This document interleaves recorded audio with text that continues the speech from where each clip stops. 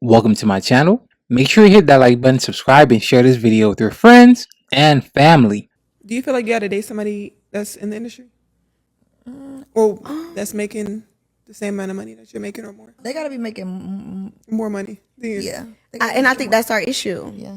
I think that's our tough. issue. I think that's the They so like, here, money, like it's okay. Like, Yeah, and yeah. they're going for like, so that's why I think Anything. it's also hard to date a lot of men because like the bare minimum would be like the minimum and the girls be going for Right. Yeah, they make it harder they for going girls in- like I us seen for a post, sure. It Yeah. was like So as you guys saw from the clip, Jayda Wayda, Dwyer, and Angel Reese were on Angela's podcast, and they were talking about how these so-called easy girls make it hard for a woman like them to find a good man. But let's talk about it, because this logic is wild. Is it really about these easy girls making it hard to find a good man? Or are these women just realizing that they're not as special in the dating market as they think they are? Isn't it funny how from the clip, when they're describing a good man, when they're describing the type of guy that they want to date, one of the main things that they talk about and focus on is how much he makes. You know, the typical checklist: makes more than me, is willing to spend on me,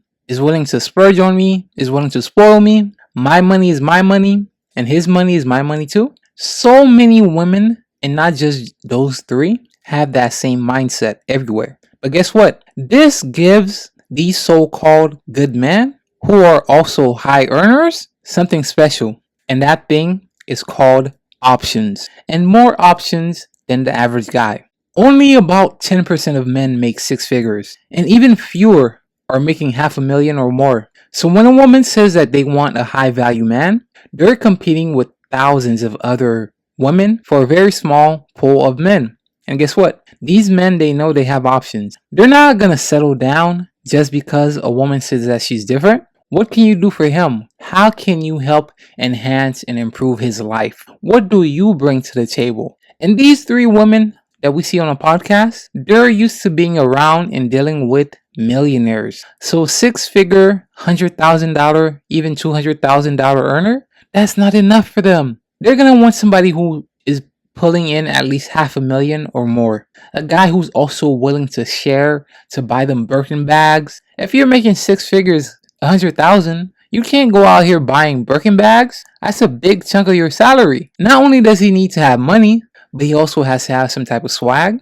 They're not gonna want a square or a lame. He's gotta be in some type of shape and be decently attractive. And also, he can't be too old. So how many men in America check these boxes? And this is why women like them, they gravitate towards the athletes, the rappers, the entertainers. Cause the small pool of men in America that fits those qualities tend to be rappers, athletes, and entertainers. Sure, there's guys that make over $500,000 a year that may be willing to splurge that don't fall under those categories, but how do you know them when you see them walking down the street? Some of those guys may not be flashy. So that's why women like them, they go after the athletes, the rappers, the entertainers. These guys are willing to splurge. They're willing to spend $300 on a first date. And what do we constantly hear about these relationships? The guy keeps on cheating on them. It's the same cycle over and over. Just open Instagram and go to the shade room and you'll see countless of stories. Women like them, they live in straight delusion. You think a young 20-year-old or even a young 30-year-old guy with endless of options, who's attractive, who's in shape, has some type of swag, has some type of fame, clout, and endless amounts of options, is going to be faithful just because you want him to be? And this is not saying that they're incapable of being faithful, even though the flesh is weak. But after all, you want those type of guys. But what do you bring to the table for that type of guy to select you out of the countless amounts of options that he has? And that is something these women never address. They just talk about me, me, me, me, me. What he needs to bring to the table, how much money he needs to make, how he needs to spoil them, how he needs to do this, how he needs to do that, how he needs to buy this, buy that for her. But it's never about him. How are you going to keep him? And it's not about easy girls making it hard. It's about you choosing men who never had to be faithful in the first place. And let's be real. What makes a good woman different from an easy woman? The right guy comes along